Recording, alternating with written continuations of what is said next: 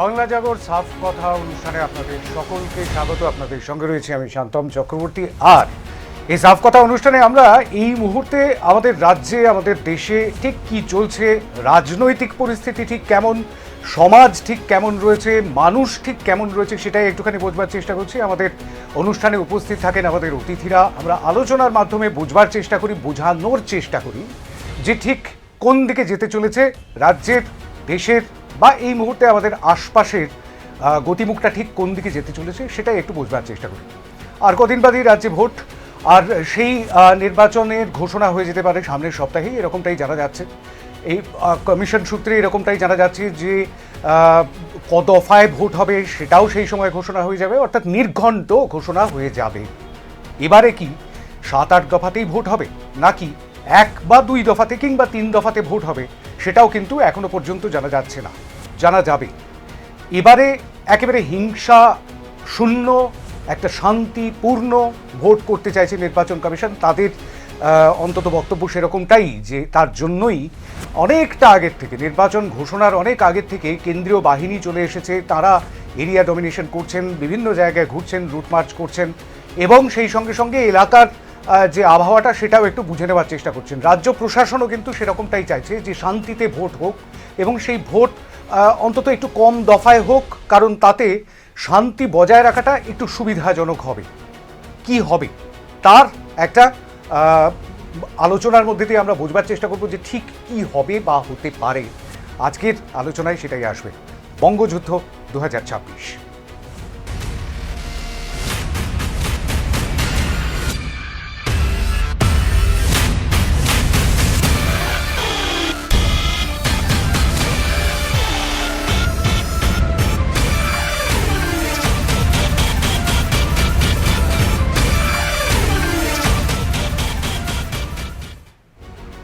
পশ্চিমবঙ্গকে বলা যেতে পারে মিনি ভারতবর্ষ।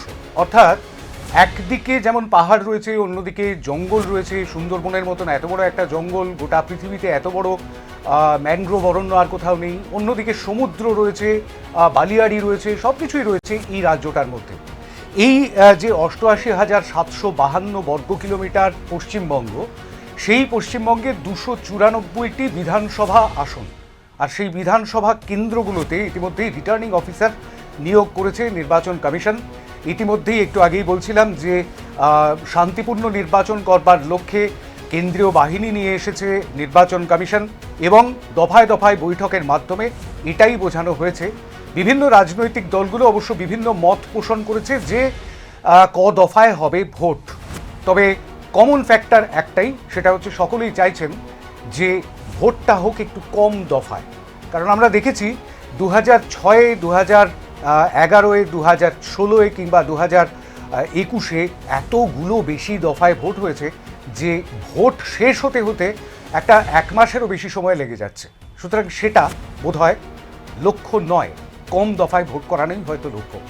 আমরা আমাদের সঙ্গে আজকের আলোচনায় পেয়েছি যাদের, তাদের সঙ্গে একটু আলাপ করিয়ে দিই। আরও একজন অতিথি আমাদের সঙ্গে যোগ দেবেন আমাদের আজকের এই এস্টিমড গেস্ট প্যানেলে। আমাদের সঙ্গে রয়েছেন তৃণমূল কংগ্রেসের তরফে শুভ্রা ঘোষ বোস, বসিরহাট সাংগঠনিক জেলার মহিলা সহসভাপতি। স্বাগত জানাই আপনাকে।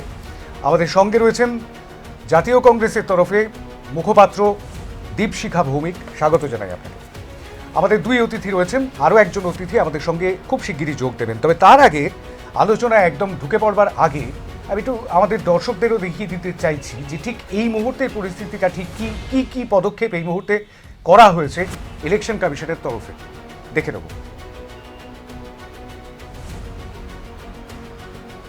এবারের বিধানসভা নির্বাচন একটু অন্য রকম। এসআইআর প্রক্রিয়াতে বাংলার মানুষ ক্ষোভে ফুঁসছে। তার মধ্যে গোদের ওপর বিস্ফোরা 60 লক্ষের বেশি মানুষ বিচারাধীন অবস্থায় রয়েছেন। আদৌ এর মধ্যে কত শতাংশ মানুষ বিধানসভা নির্বাচনে ভোট দিতে পারবেন তা নিয়ে প্রশ্নচিহ্ন রয়েছে। চূড়ান্ত ভোটার তালিকা পেশ হয়েছে। ভারতীয় নির্বাচন কমিশনার জ্ঞানেশ কুমারের নেতৃত্বে ফুল বেঞ্চের বঙ্গ সফর হয়েছে। এবার ভোট ঘোষণার পালা। আগামী সপ্তাহেই ভোট ঘোষণা হয়ে যাবে বলে কমিশন সূত্রে খবর। 2 থেকে 3 দফাতেই বাংলার ভোটের সম্ভাবনার কথা মাথায় রেখে ভারতের নির্বাচন কমিশনের তরফে প্রস্তুতি তুঙ্গে। কমিশন সূত্রে খবর, 294টি আসনের নির্বাচনের ক্ষেত্রে ভোট গ্রহণের বিষয়টি কার্যত চূড়ান্ত পর্যায়ে রয়েছে। তবে শেষ সিদ্ধান্ত নেওয়া হবে নয়াদিল্লিতে কমিশনে। 14ই মার্চ শনিবার অসমে প্রধানমন্ত্রী নরেন্দ্র মোদীর কর্মসূচি রয়েছে, পাশাপাশি কলকাতার ব্রিগেডেও রয়েছে নির্দিষ্ট কার্যক্রম। 15 তারিখ রবিবার ভোট ঘোষণার সম্ভাবনাও রয়েছে, তবে মনে করা হচ্ছে রবিবার 15 তারিখ থেকে সামনের সপ্তাহের যে কোনো দিন ভারতের নির্বাচন কমিশন ভোট ঘোষণা করবে। সূত্রের খবর, নির্বাচন কমিশনারের সঙ্গে বৈঠকে রাজ্যের অধিকাংশ রাজনৈতিক দল 1 বা 2 দফায় ভোটের পক্ষে, যদিও রাজ্যের শাসক দল নির্বাচনের দফা প্রসঙ্গে তাদের মতামত স্পষ্ট করেনি। প্রশাসন ও নিরাপত্তা সংস্থার প্রতিনিধিরাও ভোট সীমিত দফায় করার পক্ষে মত দিয়েছেন। সিইও মনোজ কুমার আগরওয়াল একাধিকবার 1 দফায় নির্বাচন করার পক্ষে সায় দিয়েছিলেন, যদিও 1 দফায় ভোট করানোর সম্ভাবনাও পুরোপুরি উড়িয়ে দেওয়া হয়নি। নির্বাচন কমিশন সূত্রে খবর, 2024 সালে মহারাষ্ট্রের 288টি আসনে 1 দফাতেই ভোট হয়েছে, তাই পশ্চিমবঙ্গেও তা অসম্ভব নয় বলে মনে করছে কমিশন। তবে এবার সেই সম্ভাবনা খুবই কম বলে মনে করা হচ্ছে। অন্যদিকে রাজ্য প্রশাসনের উচ্চপদস্থ কর্তাদের সঙ্গে মুখ্যমন্ত্রী মমতা বন্দ্যোপাধ্যায় বৃহস্পতিবার গুরুত্বপূর্ণ বৈঠক করেছেন। সেই বৈঠকে এবারের নির্বাচনে বহিরাগত প্রবেশ করতে পারে বলে সতর্কবার্তা দিয়েছেন রাজ্যের মুখ্যমন্ত্রী মমতা বন্দ্যোপাধ্যায়। পাশাপাশি সাপ্লিমেন্টারি তালিকা প্রকাশিত হতে পারে বলে কমিশন জানিয়েছে, তবে সবটাই কলকাতা হাইকোর্টের প্রধান বিচারপতির অনুমতিতে হবে। হিংসামুক্ত শান্তিপূর্ণ ভোট করতে চাইছে নির্বাচন কমিশন। সেই লক্ষ্যে ইতিমধ্যেই 400 কোম্পানি বেশি কেন্দ্রীয় বাহিনী এসে পড়েছে। বাকি বাহিনীও সঠিক সময় চলে আসবে বলেই জানিয়েছে কমিশন। ব্যুরো রিপোর্ট, বাংলা জাগো। প্রথম দফায় 240 কোম্পানি এবং তারপরে আরও 240 কোম্পানি, অর্থাৎ প্রায় 480 কোম্পানি কেন্দ্রীয় বাহিনী ইতিমধ্যেই এসে পৌঁছেছে এবং ভোট চলাকালীন হয়তো আরও কেন্দ্রীয় বাহিনী আসবে এবং সেই সঙ্গে সঙ্গে রাজ্য পুলিশ রয়েছে, কলকাতার যে কেন্দ্রগুলি রয়েছে সেখানে কলকাতা পুলিশ রয়েছে, অন্যান্য যে প্রশাসনিক যে নজরদারিগুলো সেই নজরদারিগুলো রাজ্যের তরফে চালানো হবে। কিন্তু আদতে আমি একদম শুরুতে শুভ্রাদির কাছে যাব, সেটা হচ্ছে যে আদতে প্রশাসন, রাজ্য সরকার তারা কখনো চায় না যে কখনো অশান্তি তৈরি হোক ভোটের সময়। তারা চান শান্তিপূর্ণ ভোট, কারণ তাহলেই সুষ্ঠুভাবে ভোট পরিচালনা করাটা তাদের পক্ষে সুবিধাজনক হবে। কিন্তু বারবার আপনাদের দিকেই আঙুল তোলা হয় অন্যান্য বিরোধী দলগুলো, বিশেষ করে ভারতীয় জনতা পার্টির তরফ থেকে, যে অশান্তির পরিবেশটা তৃণমূল কংগ্রেসই তৈরি করে। আপনি যদি ডেটাটা খুব ভালোভাবে চোখ বুলিয়ে দেখেন, 1991 সাল যখন বাম আমল ছিল, তখন বাম আমলে সব থেকে বেশি মানুষ মারা গেছে, 25 জন মারা গেছে এবং 250 জন ইনজিওর হয়েছে।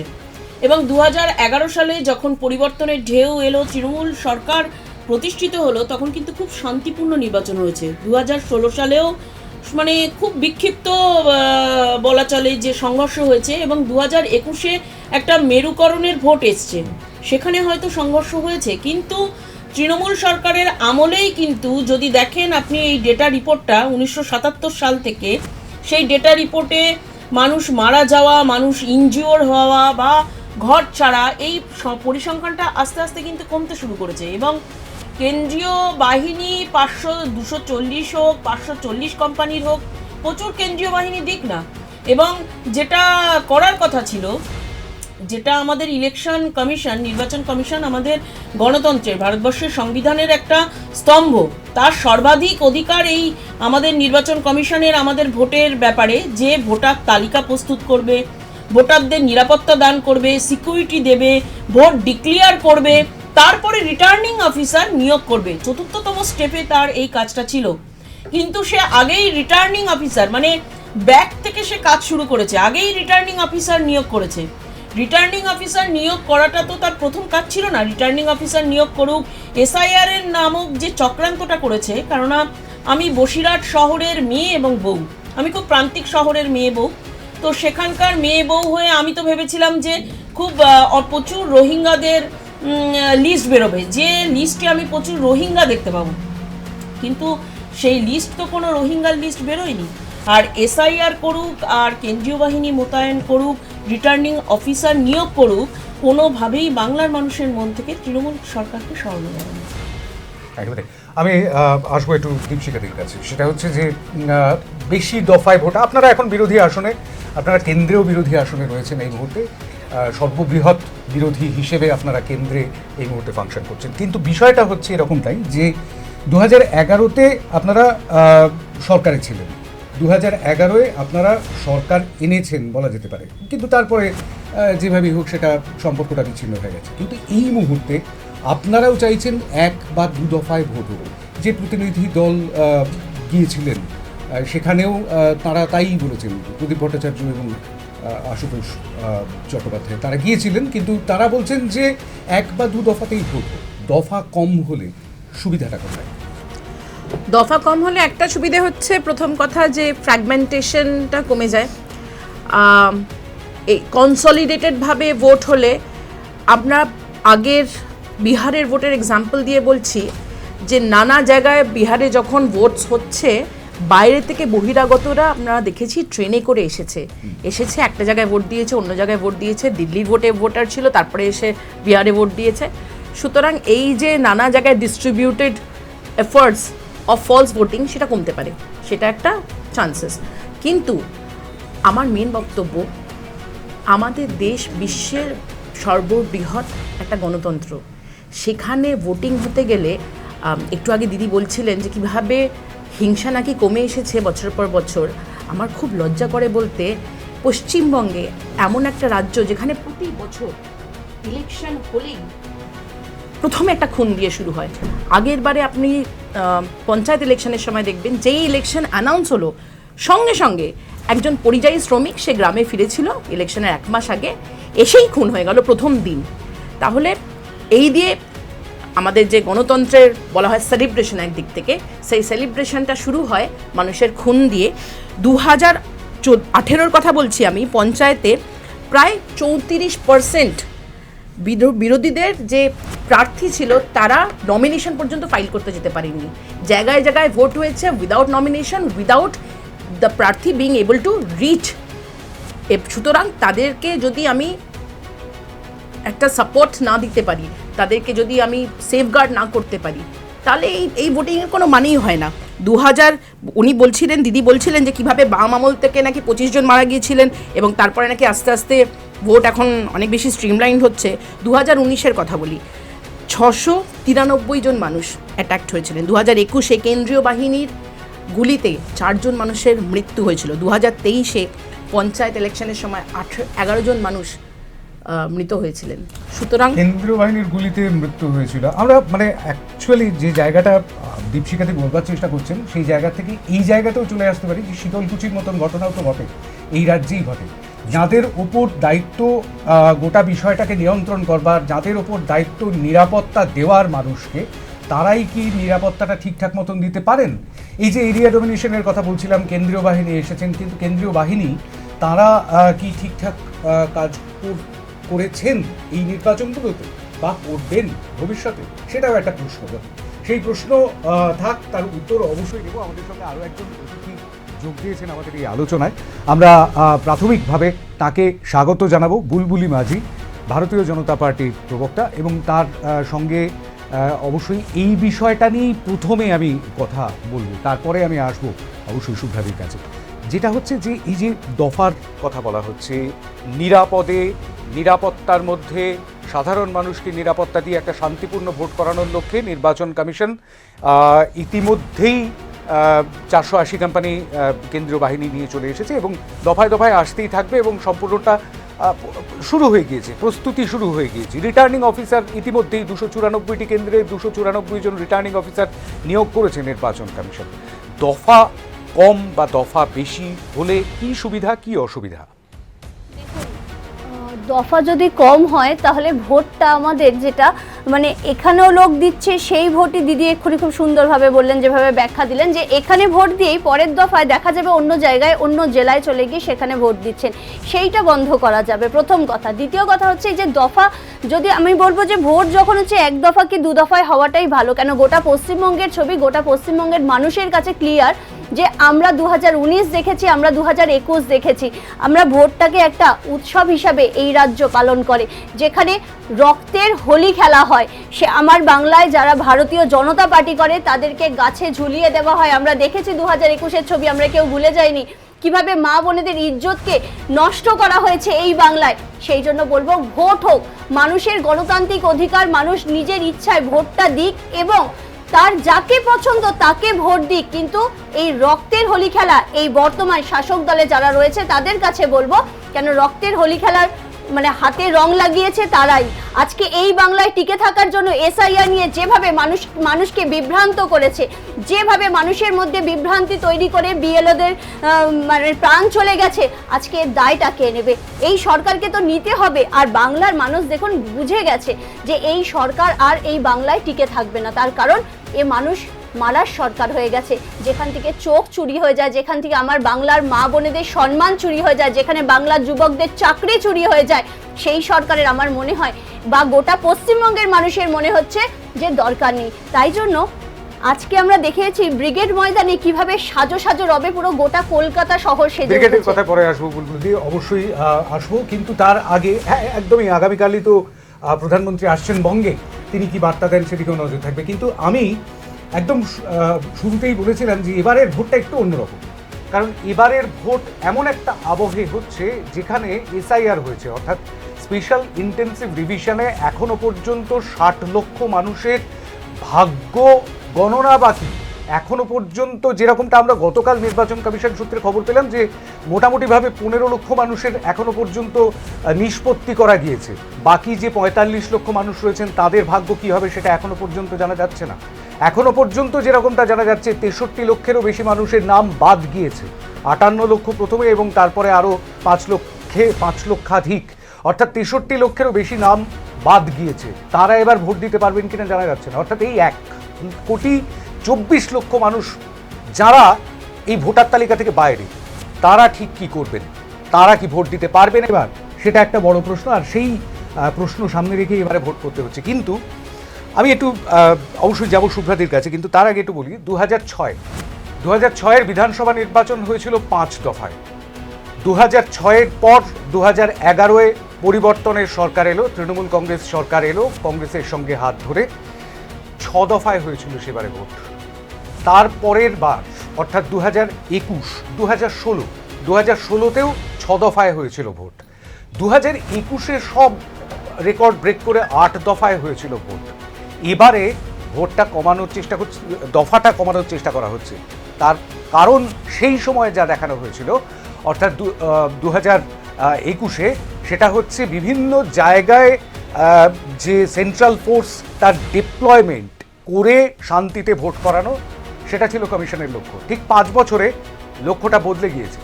লক্ষ্যটা বদলে গিয়ে যত কম দফায় ভোট করানো যাবে তত বেশি করে সেন্ট্রাল ফোর্স দেওয়া যাবে, কেন্দ্রীয় বাহিনী দেওয়া যাবে। আমি ঠিক বুঝতে পারছি না এটার মধ্যে কোথাও একটা জাক্সটাপোজিশন বলে একটা কথা সেই ছোটোবেলায় স্টুডেন্ট লাইফে পড়েছিলাম, অর্থাৎ স্ববিরোধ রয়ে যাচ্ছে কি শুভ্রাতি?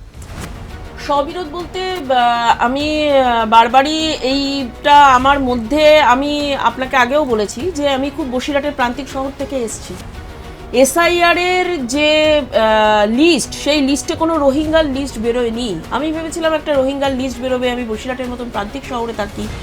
কিন্তু যারা বৈধ ভোটার, যারা দীর্ঘদিন থেকেছে, যাদের বাবা মা আছে, যেমন বিশেষ করে মেয়েরা এই এসআইআর-এর চক্করে বেশি বিশেষ করে ফেসেছে কেন? মহিলারা সব থেকে বেশি এই এসআইআর-এর চক্করে বিড়ম্বনায় পড়েছে। যেমন আমি আমার টাইটেলে শুভ্রা ঘোষ এবং বসু রেখেছি। বৈবাহিক সূত্রে আমি একটা পদবি প্রাপ্ত করেছি আমার বাবার থেকে, বিয়ের সূত্রে আমার আর একটা পদবি এসছে। কারোর ব্যানার্জি টাইটেল থাকতে পারে, সে চ্যাটার্জি হয়েছে, তার ঠিকানা বা বাসস্থান পরিবর্তন হয়েছে। এই যে বিচারাধীন করে বেশ কিছু মানুষকে রাখা হয়েছে, কিছু মানুষকে ডিলিট করা হয়েছে। এইটা মানুষের, যেমন আমার বাদুড়িয়াতে, আমার বসিরহাট সাংগঠনিক জেলায় রীনা রানী কুণ্ডু, তার নাম যেহেতু নেই, সে দীর্ঘদিন ভোট দিয়েছে, তাহলে সে তো ভোট দিয়েই এমএলএ বানিয়েছে, এমপি বানিয়েছে। আজকে বঙ্গে যখনই ভোট হয় তখনই কেন বাইরে থেকে, দিল্লি থেকে, ইউপি থেকে, আমার এখানে বাইরের সমস্ত যারা আছেন, মানে অমিত শাহ, নরেন্দ্র মোদী তখন বেঙ্গলে আসা যাতায়াত শুরু করে।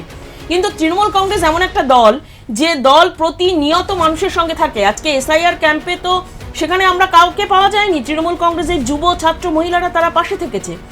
সব থেকে বড় ব্যাপার হলো যে এক দফায় ভোট করুক। আমার নেতা সাংসদ অভিষেক বন্দ্যোপাধ্যায় বলেছেন 1 দফায় ভোট করুক, 2 দফায় ভোট করুক, 3 দফায় ভোট করুক, যাই করুক, দফা রফা হবে। তার কারণ মা মাটি মানুষের সরকার, মমতা বন্দ্যোপাধ্যায়ের সরকার নারীদের সঙ্গে থাকে। মেয়েরা কিন্তু সব থেকে বিশ্বাস করেছে মমতা বন্দ্যোপাধ্যায়কে, তাই মেয়েরা কেউ কিন্তু শিশু শ্রেণীতে পড়ে না। তাহলে তারা এসআইআর এর এই বিড়ম্বনায় পড়েছে। এই যে এসআইআর এর চক্কর শুধু নয়, যদি আপনি পুরো বিজেপি নামক দল যে তাদের যে কর্মসূচি, তাদের যে কার্যক্রম আপনি যদি দেখেন, দেখবেন যে আমরা যখনই কোনো আন্দোলন করি, পথে নেমে করি, আমরা যখনই কোনো কিছু প্রতিবাদ করতে দেখবেন মাননীয় মুখ্যমন্ত্রী মমতা বন্দ্যোপাধ্যায় করেছে। আজকে একজন মহিলা হয়ে সুপ্রিম কোর্টে তিনি লড়েছেন বাংলার মানুষের ভোটাধিকার নিয়ে। তিনি কিন্তু সেখানে দেখেননি কে সিপিএম কে ভোট দেয়, কে কংগ্রেসকে ভোট দেয়, কে বিজেপিকে ভোট দেয়। দিদি সেখানে লড়তে গিয়েছিল বাংলার প্রত্যেকটা মানুষের ভোটাধিকার সুনিশ্চিত করার জন্য। এই যে লড়াই, সেটা বাংলার মাটি মানুষের প্রত্যেকটা মেয়েরা দেখেছে লড়াইটা। শুধু তাই নয়, আমার এই প্রসঙ্গেও একটা কথা আছে, যেহেতু আমার বিজেপির যিনি আছেন তিনি যখন এই কথাটা তুললো, দেখুন এই যে বাংলার মানুষ 2021 সালে নারী নির্যাতন দেখেছে, 2021 সালে এই যে এতজন মারা যেতে দেখেছে, সব থেকে বেশি যদি আমি অ্যানালাইসিস রেকর্ডটা আজকে নিয়েও এসেছি, ডেটাটা সঙ্গে নিয়েই আমি স্টুডিওয়ে বসেছি, সেই জন্য যদি আপনি 1977 সাল থেকে পরপর দেখেন সেখানে কতজন ইনজুরি হয়েছে, কতজন মারা গেছে, সেখানে হ্যাঁ আমি এখানে দিদিকে সাপোর্ট করছি যে ভোটে যেন কারোর কোনো মানুষ ইনজিওর না হয়, কেউ মারা না যায়, শান্তিপূর্ণভাবে। একদম আমি শুরুতেই বলেছিলাম একদম শান্তিপূর্ণ হোক, কারণ এটা মানুষের একটা গণতান্ত্রিক অধিকার প্রয়োগের জায়গা, গণতন্ত্রের উৎসব। সেখানে যদি দেখা যায় 1991 সালে দেখা যায়, যদি 2006-এ দেখা যায়, 77 সাল থেকে পরপর যদি আমরা চার্টটাকে ফলো করে দেখি, সেখানে আমি বারবার বলেছি 1991 সালে সিপিএম আমলের সব থেকে মানুষ মারা গেছে বেশি।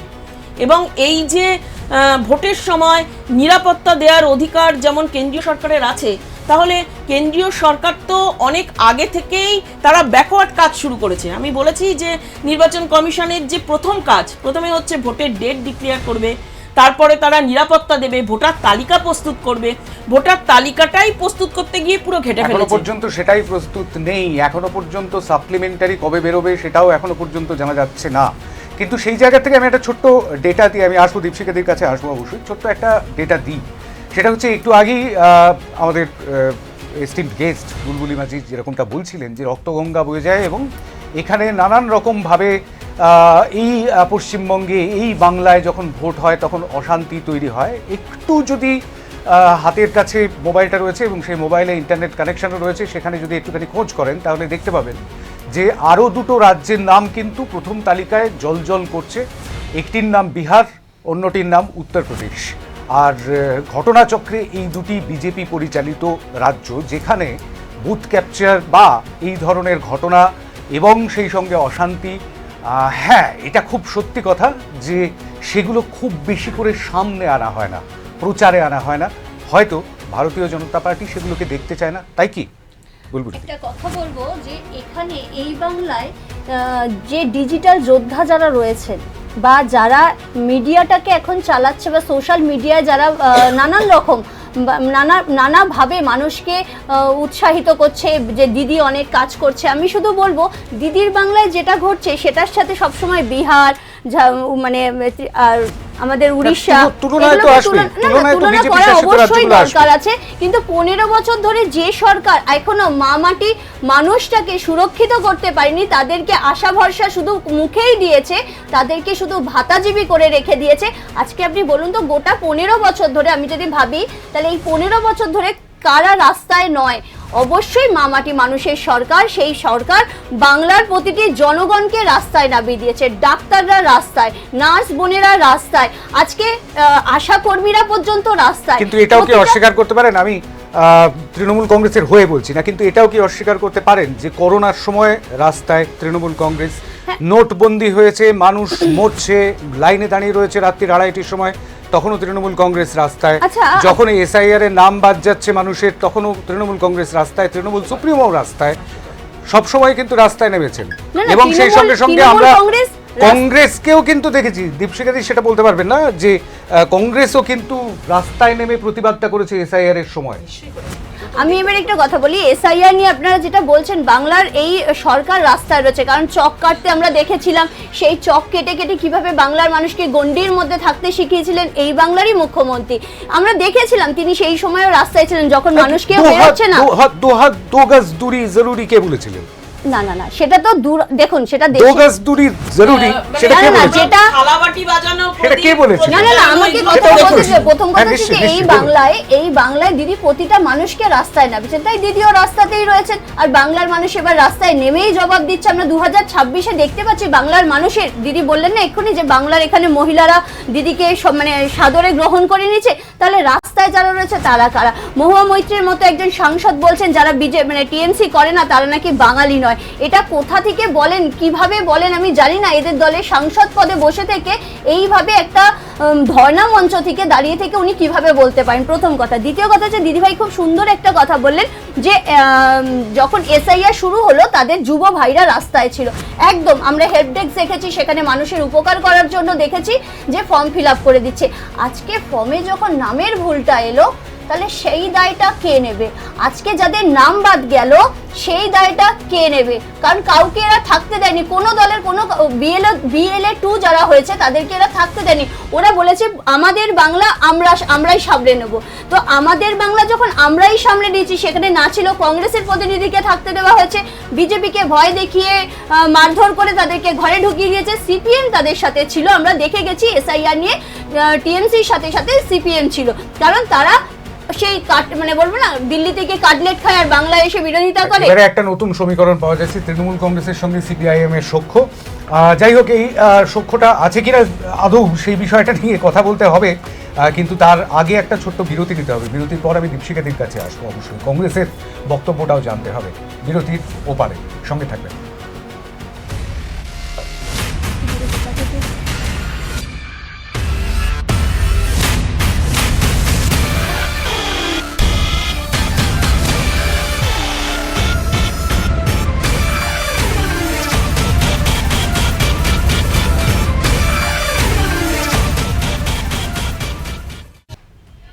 ফিরে এলাম বিরতির পর। আরও একবার স্বাগত আপনাদের বঙ্গযুদ্ধ 2026-এ। আমাদের সঙ্গে যারা এই মুহূর্তে স্টুডিওতে রয়েছেন তাদের সঙ্গে আরও একবার আলাপ করিয়ে দেবো। আমার বাঁদিকে রয়েছেন বিজেপি মুখপাত্র বুলবুলি মাঝি, স্বাগত জানাই। আরও একবার কংগ্রেস মুখপাত্র দীপশিখা ভৌমিককে, আরও একবার স্বাগত জানাই তৃণমূল কংগ্রেসের মুখপাত্র শুভ্রা ঘোষকে।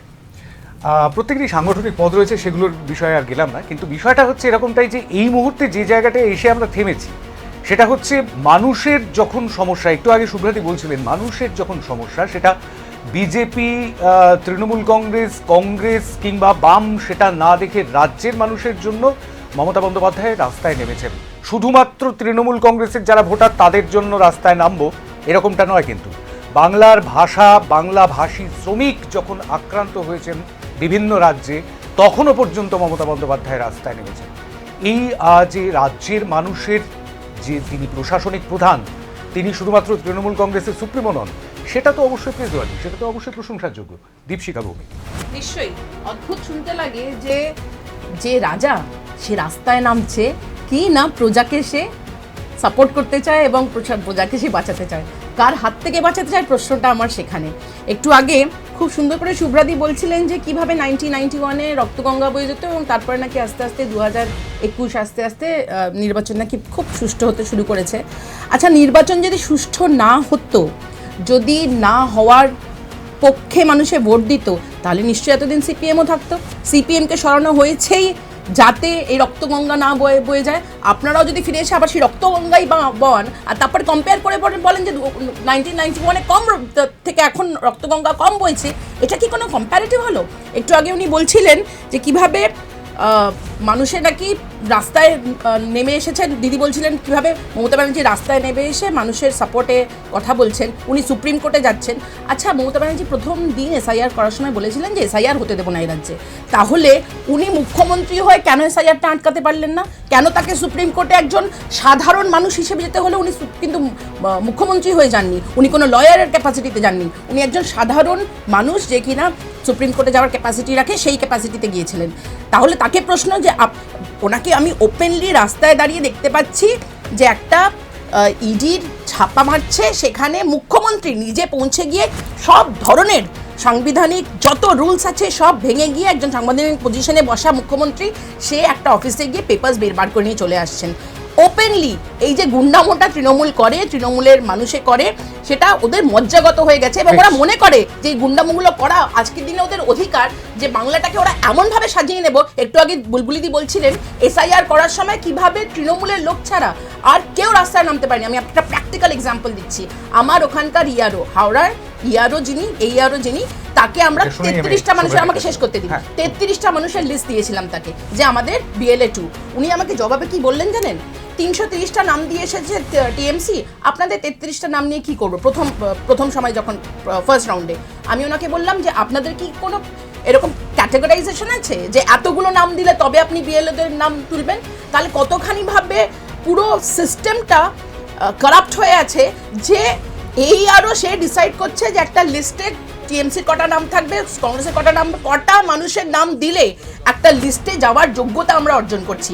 বাড়িতে বাড়িতে নাকি BLO যখন গিয়েছিল, সত্যি যদি এতগুলো বাড়িতে এত সুন্দরভাবে স্মুথলি করে থাকতো, তাহলে আমরা কি দেখিনি যে লোকে মুখে নজল পরে একটা অ্যাম্বুলেন্স নিয়ে পৌঁছে যাচ্ছে নিজেদের হিয়ারিংয়ে? তাহলে মানুষের এত ভয় থেকে একটা SIR এর প্রসেস শেষ করলো, মানুষের মৃত্যু হলো, রাস্তায় দাঁড়িয়ে থেকে মৃত্যু হলো, এমনকি BLA-রা নিজেরা আত্মহত্যা করলেন। অনেকগুলো অ্যালিগেশন রয়েছে। এমন লজ্জার SIR এই রাজ্যে আর পুরো দেশে কোথাও দেখি। আমি প্রথমে একটু এতগুলো মানুষ, 110টা মানুষ মারা গেল SIR করতে গিয়ে বাংলায়, সেটা মমতা ব্যানার্জি নিজে মুখে এসে বললেন। কাদের লোক মারা গেল? তার নিজের মানুষ মারা গেল, তার নিজের BLO-রা মারা গেল। উনি কি সত্যি পারতেন না এনাফ নাম্বার অফ BLO দিতে? সুপ্রিম কোর্ট থেকে যখন একটা থাপ্পড় খেয়ে আমরা ফিরে আসলাম টিএমসি, তারপরে ওনারা আরো নাম্বার অফ অফিসার্স দিলেন। তাহলে আগে থেকে কেন দিতে পারতেন না? যে জিনিসটা 6 মাসে করার কথা সে 3 মাসে শেষ করতে হলো, কেন করতে হলো? এই টাইমলাইনটা ওনারা অ্যাকসেপ্ট করলেন কেন? দীর্ঘ সময় প্রাথমিকভাবে যেটা বন্ধ করে দেব SIR, কেন আপনারা SIR বন্ধ করতে দিলেন না? কেন্দ্রীয় সরকার, যেটা 3 মাসের শেষের প্রক্রিয়াই নয়। আর যারা মারা গেছে, যারা সরকার শুরু এই আলোচনা করে কমিশনের তরফে একজন প্রতিনিধি থাকলে ভালো হতো না? মানে আমাদের এই প্যানেলে বোধহয় কমিশনের তরফে একজন প্রতিনিধি থাকতেন, তাহলে খুব ভালো হতো। প্রতিনিধি আজকে আমাদের এখানে বুলবুল মাঝি আছেন, কারণ ইলেকশন কমিশন না, একদমই নয়, এটা বলুন, প্রত্যেকটা ইলেকশন কমিশন বলুন, আজকের দিনে কমপ্লিটলি বিজেপির হাতে গোনা পাপেটস হয়ে গেছে।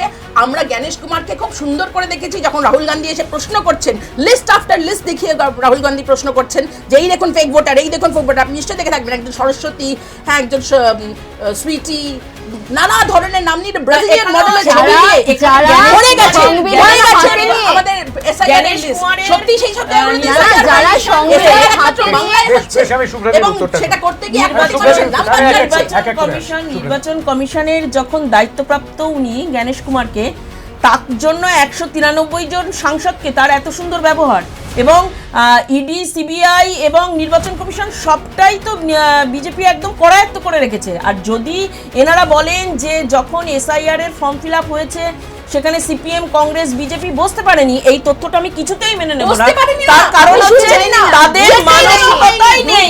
আমাদের ছাত্রগুলোকে তাদের কন্ট্রোলে রাখা হয়েছিল, যুবকগুলোকে ক্ষমতা আছে, টিএমসির এই যুবক, এই ছাত্র, এরা কন্ট্রোল করে রেখেছিল বিলের পার্টির হান্নান বাহিনী যাদের বাড়িতে যায়, একটা বিলের আত্মহত্যা করেছে, তারা আত্মহত্যা করতে গিয়ে চিঠি লিখেছে। কেননা ব্যানার্জি, মুখার্জি, ভট্টাচার্য, চ্যাটার্জি এই টাইটেলের মেয়েদের গন্ডগোল যদি ছাত্র মহিলা সংগঠনের দায়িত্ব থাকে, তাহলে সেই দায়িত্বের মানুষজন অবশ্যই থাকুক। আপনার রাজ্যে আজকে ভোটাধিকার প্রয়োগ করতে পারছেন তৃণমূল সরকারের সময়, আজকে বিজেপি হচ্ছে করতে পারছে, সাপোর্ট দিতে পারছে না, বিজেপি ব্যানার করে চলকারী সরকার আছে, লজ্জায় মুখ দেখা মানুষকে বলে 110টা মানুষ মারা গেছে, বলে না সেটাই কথা। এবং সবথেকে বড় প্রশ্ন হচ্ছে যে আমি একটা ক্লিয়ার করে কথা বলতে চাই। আপনি বললেন বড় বড় নাকি স্ট্রিট কর্নার, আমরা মানে রাস্তায় নাকি জুড়ে মিছিল করছি, আমরা পাড়ায় পাড়ায় স্ট্রিট কর্নার করতে পারি না। এই দুর্নীতিবাদ সরকার আমাদেরকে সেটা করতে দেয় না। পাড়ায় কিন্তু যেদিনকে মুখ্যমন্ত্রী বললেন দিদি শুনুন, একটু শোনার ক্ষমতা রাখুন, মানুষের সাথে তো বিজেপি মেশে না, একটু শোনার ক্ষমতা রাখতে হবে দিদি। শুনুন, আপনি যদি এত ভালো কাজ আপনি বলছেন, আপনি বলছেন আপনারা পাঁচালি চালাচ্ছেন, 15 বছর রাজত্ব করার পর পাঁচালিটা আপনাদের চালাতে হচ্ছে দিদি। কেন মরিচাপি হয়, কেন নন্দীগ্রাম হয়, কেন সন্দেশখালী হয়,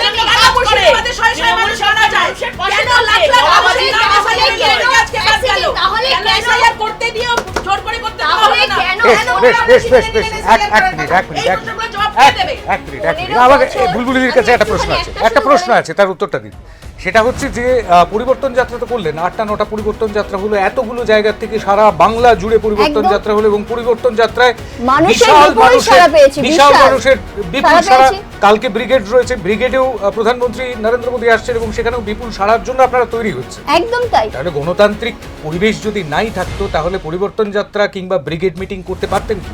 না না, দেখুন গণতান্ত্রিক, দিদি আমি আপনার সময় বলি প্রথম কথা, তাহলে এই যে মানুষের সাড়া পেয়েছে, তৃণমূল সরকার যদি এতই আটকাতো তাহলে এই মানুষগুলো বেরিয়েছে কি করে?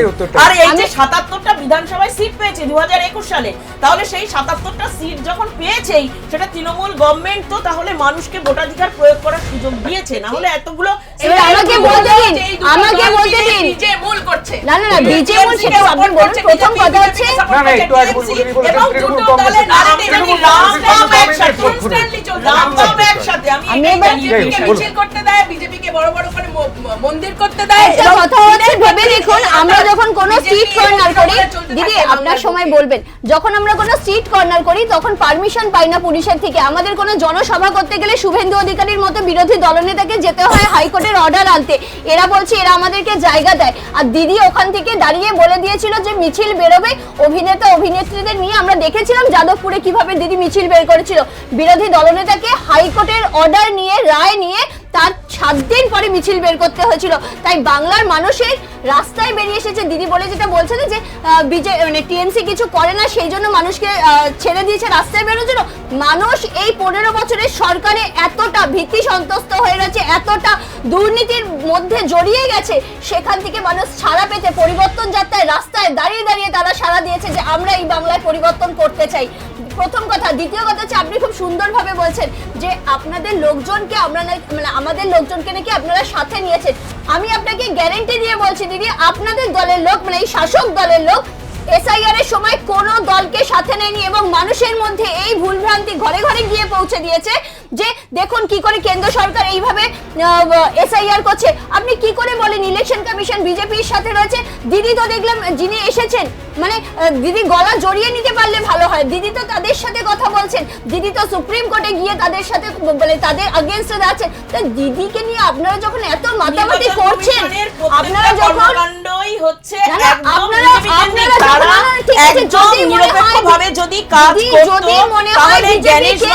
চন্দ্রিমা ভট্টাচার্যের মতন একজন মহিলা নেত্রীকে এইভাবে কথা বলতে পারে না। তার কারণ হচ্ছে মহিলাদেরকে সম্মান করেন না, তার কথা বলছেন। যিনি বাংলার মহিলাদেরকে অপমান করেন তার কথা বলছেন। মহিলাকেই সম্মান করতে পারেনি, তার কথা বলছেন। আপনাদের ধর্মমঞ্চ থেকে আপনাদের প্রাক্তন বিধায়ককে হাত ধরে নামিয়ে দিয়েছেন। মমতা বন্দ্যোপাধ্যায় 2021 সালে মহিলা ভোটে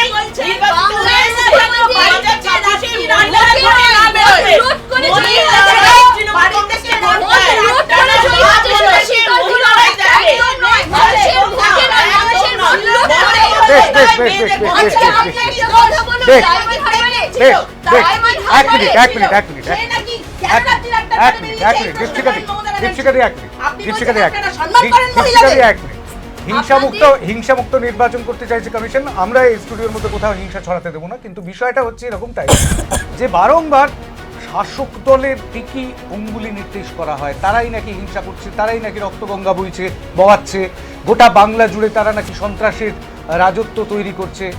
আমার কাছে এই মুহূর্তে একটা ভাইরাল ভিডিও রয়েছে, যে ভাইরাল ভিডিওটা কয়েকদিন আগেই ছড়িয়ে পড়েছিল, একেবারে ইন্টারনেট জুড়ে সবাই দেখতে পাচ্ছিলেন সেই ভিডিও। কিন্তু সেই ভিডিওর সত্যতা যাচাই করিনি, কিন্তু সেখানে বোধহয় দেখতে পাওয়া যাচ্ছে অগ্নিমিত্রা পালকে, ভারতীয় জনতা পার্টির অত্যন্ত উচ্চ পদে আসীন বঙ্গ বিজেপির, এবং তিনি বিধায়কও বটেন। তো তিনি রয়েছেন, তার সঙ্গে যারা রয়েছেন তারা বেশ কিছু বক্তব্য রাখছেন আশেপাশের এলাকা সম্পর্কে। আমি একটু ভিডিওটা প্লে করতে বলবো আমার পিসিআরকে, একবার একটুখানি দেখান আমাদের দর্শকদের, আমাদের প্যানেল। ভাইরাল ভিডিও, আর সেই ভাইরাল ভিডিওটি ছড়িয়ে পড়েছে যেখানে কতগুলি এলাকার দেখানো হচ্ছে আর কি। একটা চলমান গাড়িতে রয়েছে এবং সেই চলমান গাড়িরই একটি ভিডিও সেখানে রয়েছে। সেই ভিডিওতে দেখতে পাওয়া যাচ্ছে বোমাবাজির খবর পাওয়া যাচ্ছে। দেখুন।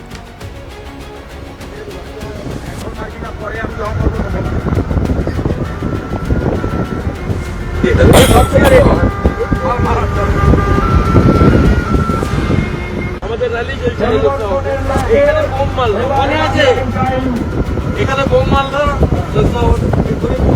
কি বলছে আসে মাথার কাজ করে তাহলে একটা মেরে দেবো আমি এখন মারবি না পরে আমি যখন করবো তখন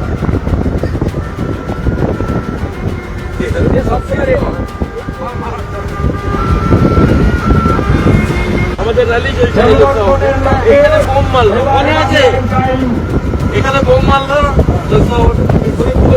কি বলছে আসে মাথার কাজ করে তাহলে একটা মেরে দেবো আমি এখন মারবি না পরে আমি যখন করবো তখন খানিকটা শুনতে পেলেন আমাদের দর্শকরা। পুরো ভিডিওটা দেখাতে পারলাম না কারণ আরও বেশ কিছু কথাবার্তা আছে, সেগুলো আর রাখা যায়নি। কিন্তু বিষয়টা হচ্ছে এরকমটাই যে কেউ বলছেন বোম মারলো, একটা এলাকা দেখিয়ে বলছেন এই এলাকাটায় বোম মারলো, আমাকে জিজ্ঞেস করলো, আমি বললাম এখন না, আমি যখন বলবো মারবি। তার মানে এটাই কি সত্যি যে বোমাবাজির বিষয়টাতে ভারতীয় জনতা পার্টির যারা কর্মী সমর্থক তারাও বেশ খানিকটা যথেষ্ট পোক্ত আর কি? একটা কথা ভেবে দেখুন, এআই এর জামানা চলছে। আমরা কদিন আগে দেখলাম কিভাবে তরুণ জ্যোতি তিওয়ারি, রেখা পাত্র এবং কেয়া ঘোষকে মানে একটা নোংরা ভিডিও পোস্ট বানানো একটা হ্যাঁ সেটাকে নিয়ে এআই এর মাধ্যমে করা হয়েছে। এই সাউন্ডটা যদি এআই না হয় তাহলে প্রমাণ নিশ্চয়ই হবে। এখানে বসে আপনি বলছেন এআই না, আমি বলিনি তো এআই। সাউন্ডটা তো অবশ্যই থাকতে হবে। সাউন্ডটা কিভাবে এসেছে? পুরো সাউন্ডটা কি ক্লিয়ার রয়েছে? আমি যে বলছেন যে আমি যখন বলবো তখন বোমটা ফেলবে, আমি কিন্তু পুরো সাউন্ডটা শুনতে পাই। আপনি এইটা কথা বলুন, আপনি এআই নিয়ে কথা বলছেন কেন? বলছি কেন এআই নিয়ে বলবো না? এই বাংলায় সরকার এই ভিডিওটা কি এআই দেখো? আমি কি বললাম? ভিডিওটা কি আমি এআই দোহাই কেন দিচ্ছেন? কেন দেব না বলুন তো? আপনারা ওপেনলি সন্ত্রাস ছড়াচ্ছেন। না সন্ত্রাস ছড়াচ্ছে, এর থেকে বড় সন্ত্রাস ছড়াচ্ছে এই বাংলায় বিগত 15 বছর ধরে সন্ত্রাস ছড়াচ্ছে। আমরা দেশে পুরো সংবিধান হাতে নিয়ে বলছেন সবচেয়ে বেশি সন্ত্রাসবাদীরা আপনাদের পার্টিতে, সবচেয়ে বেশি সন্ত্রাসবাদীরা আপনাদের পার্টিতে, সবচেয়ে বেশি জেপিস্ট আপনাদের পার্টিতে ছিল। আপনাদের জানেন কি হয়েছিল? সংবিধান হাতে নিয়ে যদি রাস্তায় নেমে পড়ে বলেন সংবিধান খতরে রেখে, তাহলে কাকে বলবো রাস্তায় ঠাকুর? রাস্তায় নামেননি কেন? রাস্তায় নামেননি কেন? আপনারা প্রত্যেকটা লোক আপনারা সংসদে চলে গেছে, তারা প্রত্যেকটা কংগ্রেস এবং বিজেপিকে থামতে বলবো। কংগ্রেস এবং বিজেপি কেন্দ্রে শাসক বিরোধী, কিন্তু এই মুহূর্তে রাজ্যের শাসক দলের প্রতিনিধিও তো রয়েছেন, তার কাছ থেকে একটু শুনি। সুব্রতী, আমার বক্তব্য হচ্ছে যে এআই প্রযুক্তি এসছে, বুলবুলি মাঝি বলেছেন, বা আমার বক্তব্য হচ্ছে যে এআই দিয়েই সব কিছুকে ঢাকাচাপা দেওয়া যায় না। এখানে দিদিও বলেছেন, যার নাম করলেন, এই যে আমরা সমস্ত ভিডিওতে দেখেছি, অনেক জায়গায় দেখেছি, রিসেন্ট দেখবেন যে প্রদীপ বাবু খুব সম্ভবত মহিলাদেরকে নিয়ে একটা খুব কুরুচিকর মন্তব্য করেছেন, এবং জগন্নাথ মন্দিরে যাওয়া নিয়ে প্রলয় পাল, প্রদীপ নয়, হ্যাঁ প্রলয় পাল, যিনি মহিলাদের জগন্নাথ মন্দিরে যাওয়া নিয়ে এবং আমাদের উন্নয়নের পাঁচালী 15 বছরের মমতা বন্দ্যোপাধ্যায়ের গৌরবোজ্জ্বল কাহিনী, এটা মেয়েরা খুব উইলিংলি, আমি দেখেছি, আমি নিজে যেহেতু এই উন্নয়নের পাঁচালীর অংশীদার, মহিলা তৃণমূলটা করি, সেখানে প্রত্যেকটা পাড়ায়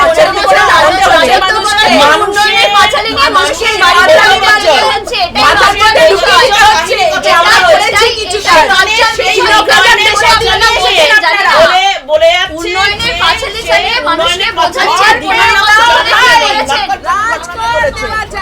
তাহলে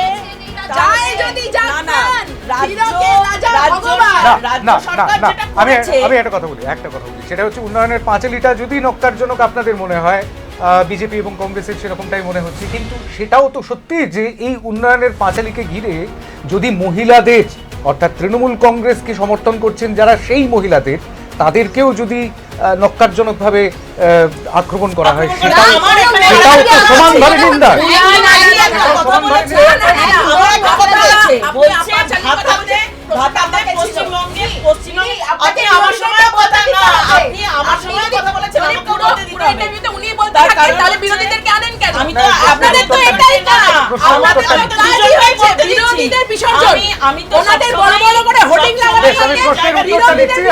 আমি স্পিকারের ভূমিকাটা এই মুহূর্তে পালন করছি, আমি একটু বক্তব্য রাখার ব্যাপার হচ্ছে যে বুলবুলি মাঝি বলেছে যে ভাতাতেই আবরণ করে রেখেছে, ভাতা মানেই ভিক্ষা। না, ভিক্ষার কথা আমি বলিনি, আমি বলেছি ভাতা দিয়ে চাকরি চুরি করেছে, ভাতা দিয়ে মহিলাদের সম্মান চুরি করেছে। আমি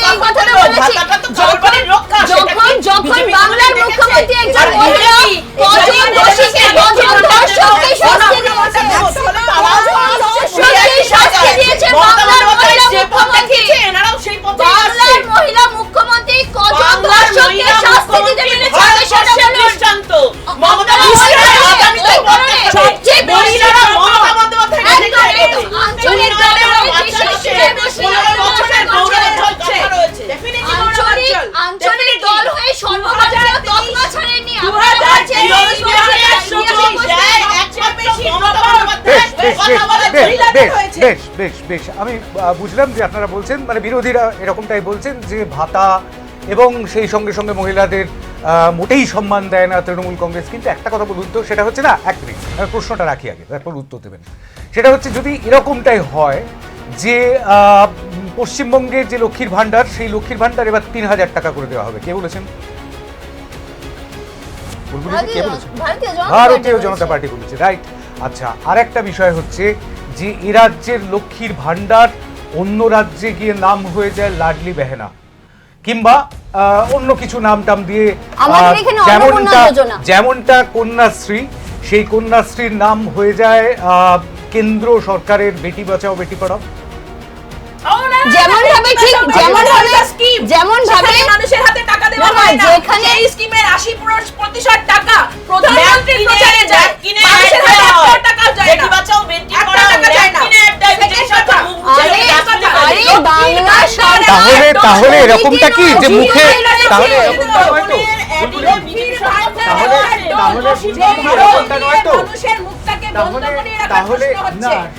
এখানেই প্রশ্ন হচ্ছে, আপনি আমাদেরকে চাকরি দিতে পারছেন না, আপনি শিক্ষা দিতে পারছেন না। গত 5 বছরে এই যে 8,000 স্কুল বন্ধ হয়ে গেল, হাজার হাজার মহিলারা স্কুলে যাওয়া বন্ধ করলেন, পড়াশোনা তাদের বন্ধ হয়ে গেল। এসআইআর করতে গিয়ে আমরা দেখেছি যাদের বিয়ে হয়ে গেছে তারা দূর দূরান্ত চলে গেছে, ম্যাক্সিমাম মহিলাদের ক্ষতি হয়েছে এসআইআর করতে গিয়ে যাদের নাম বাদ চলে গেছে। তাহলে কি সত্যি এই রাজ্যে মহিলাদের উনি পয়সা দিয়ে অগ্রগতি করাচ্ছেন, প্রগতি করাচ্ছেন? আপনি যদি 2023-24 ডেটা দেখেন, 17.8% অফ ফিমেলস তারা স্কুল থেকে ড্রপ আউট হয়ে যাচ্ছে। তাহলে সবচেয়ে বেশি মহিলারা এফেক্টেড হচ্ছেন। আপনি কি মনে করেন যে হাতে 1,000 টাকা দিলে, 2,000 টাকা দিলে তার প্রগতি হতে শুরু করবে, সে এডুকেশন করতে পারবে, সে ইন্ডাস্ট্রিয়ালাইজেশন করতে পারবে? এই যে মহিলাদের এইটাকে আমি সবসময় মনে করি আর্থিক স্বীকৃতি মহিলাদের একটা নিশ্চয়ই মহিলারা আজকে মাথা উঁচু তার করে পড়াশোনা বন্ধ করে নয়, আপনি তো তার কর্মসংস্থান বন্ধ করে নয়, তার ইন্ডিপেন্ডেন্স বন্ধ করে নয়। আপনি কিসের বিনিময়ে, আপনি কিসের বিনিময়ে আমাকে দিচ্ছেন? আপনি বন্ধ করতে পারবেন না। আপনি কিসের বিনিময়ে আমাদেরকে পয়সা দিচ্ছেন?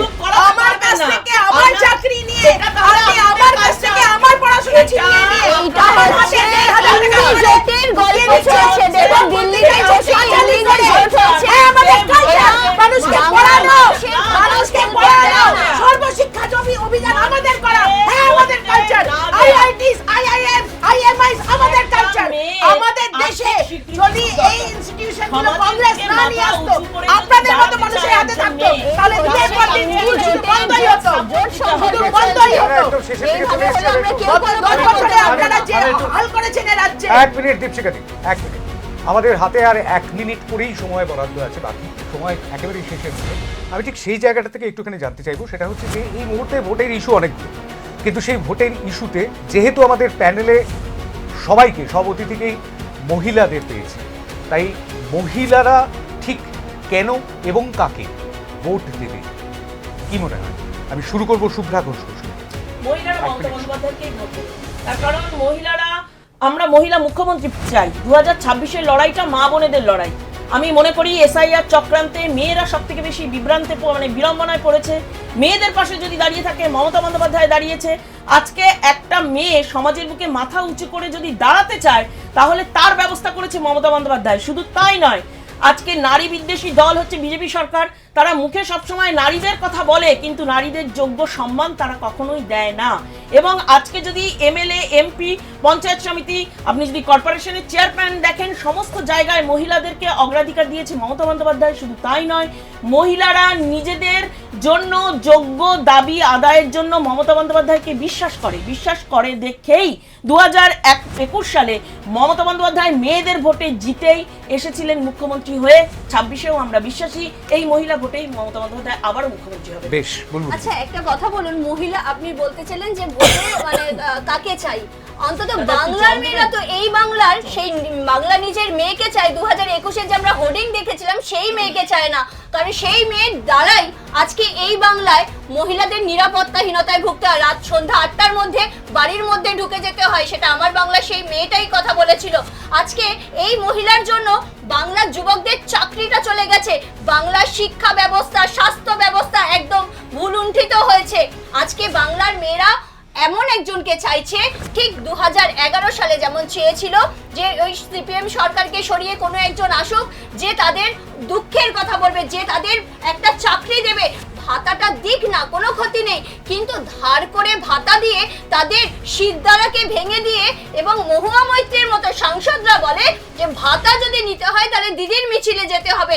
এই রকম মহিলারা, মানে এই রকম পশ্চিমবাংলার মা বোনেরা এই রকম মহিলাকে চাইছে না। আমি শুধু একটা কথা বলবো, আর আমরা চাই এই বাংলায় ভোট হোক, সে কে আসবে না আসবে মানুষ তার বিচার করবে, কিন্তু যেন রক্তের রাজনীতি এবং এই বাংলার মা বোনেদের ইজ্জত নিয়ে যেন এই সরকার যেভাবে খেলছে, যেন আগামী এই 26-এ আমি দীপশিকাদির কাছে আসবো। দীপশিকা বাবু, দেখুন, মহিলারা 2011 সাল থেকে যেই ধরনের সাম্রাজ্য দেখে আসছেন, শুরু হয়েছে বানতলা থেকে, তারপরে পার্ক স্ট্রিট, তারপরে কামদুনি, তারপরে হাঁসখালি, তারপরে আরজিকর, তারপরে law college, the list is endless. সুতরাং মহিলারা খুব ভালো করে বুঝেছেন আজকের দিনে মহিলাদের কি কন্ডিশন বাংলায়। মুখ্যমন্ত্রী নিজে এসে অ্যানাউন্স করে বলেন কারোর একটা ধর্ষণ হলে যে এই মানুষটার নিশ্চয়ই কোনো অ্যাফেয়ার ছিল, ও অন্তঃসত্ত্বা ছিল না তো, কেন রাত্রি 8টার সময় কলেজে গিয়েছিল, রাত্রি 8টার পরে মেয়েরা বেরোবে তার জন্য মেয়েদের নিজেদের দোষ, কি জামা কাপড় পরেছিল। সুতরাং এই ধরনের প্রশ্ন যখন মুখ্যমন্ত্রী নিজে এসে নিজের রাজ্যে বলতে থাকে মহিলাদের কন্ডিশন, সেই রাজ্যে কি অবস্থা হতে পারে বলুন। উনি মনে করেন যে মানুষকে ভাতা দিয়ে, তাদের হাতে কিছু টাকা দিয়ে তাদের মুখটাকে বন্ধ করিয়ে রাখবেন, এবং এটাকে একটা বিশাল বড় হাতিয়ার হিসেবে ইউজ করেন। এই যে এটা ডোল, এটা কিন্তু মানুষের ভালোর জন্য ওয়েলফেয়ার পলিটিক্স হচ্ছে না, এটা একটা ভয়ের রাজনীতি হচ্ছে, যেখানে মহিলাদেরকে জানানো হয়। এবং আমি বেশ কিছু মহিলাকে বলতে দেখেছি যে যদি তোমরা ওদের মিছিলে যাও তোমার লক্ষ্মী ভাণ্ডার আমি বন্ধ করে দেবো, তুমিও যদি ওদেরকে ভোট দাও তোমার লক্ষ্মী ভাণ্ডার বন্ধ করে দেবো। এবার বাড়িতে দুজন মহিলা যদি থাকে, 1,500, 3,000 টাকা তাদের রোজগার, একটা গরিব মানুষের পরিবারে এত বড় রিস্ক আজকের দিনে তারা নেবে কেন? সুতরাং যদি আমি শিক্ষা না দিই এবং তাদেরকে কর্মসংস্থান করে দেওয়ার অবস্থা না করে দিতে পারি, একটা মানুষ যে অশিক্ষিত থেকে যায়, যার হাতে কাজ থাকে না, সে ইন্ডিপেন্ডেন্ট হতে পারে না, এবং তার ওই মাসিক 1,500, 3,000 টাকা দিয়ে তার সংসার চলে, তাকে বাধ্য হয়ে আলোচনা শেষ করতে হবে। সময় নেই, সময় কারোর জন্য অপেক্ষা করে না, সময় কারোর জন্য অপেক্ষা করে না। গোটা পৃথিবীর সমস্ত মানুষ যার কাছে দাস, তার নাম সময়, সুতরাং শেষ করতেই হবে। তবে একটা কথা অবশ্যই বলবো, সেটা হচ্ছে ন্যাশনাল ক্রাইম রেকর্ডস ব্যুরো প্রত্যেক বছর তার একটা রিপোর্ট বেরোয়, জানেন নিশ্চয়ই, এবং সেই রিপোর্ট অনুযায়ী কলকাতা হচ্ছে সেফেস্ট সিটিগুলোর মধ্যে অন্যতম। অবশ্যই না, আমরা এই মুহূর্তে কলকাতাতেই বসে আছি, আর সেই কলকাতা রাজ্যের মধ্যেই পড়ে, সেই কলকাতা রাজ্যের মধ্যেই পড়ে, এবং সেখানে মেয়েরা নিরাপদ। অতএব সবাই সাবধানে বাড়ি ফিরবেন, সবাই সাবধানে বাড়ি ফিরবেন। আজকের আলোচনা এখানেই শেষ করতে হবে। আর অবশ্যই নির্বাচন শান্তিপূর্ণ হোক। আমাদের এই আলোচনার প্যানেলে যতই অশান্তি ছড়াক না কেন, নির্বাচন শান্তিপূর্ণ হোক। বঙ্গযুদ্ধ 2026 এই পর্যন্ত। নমস্কার।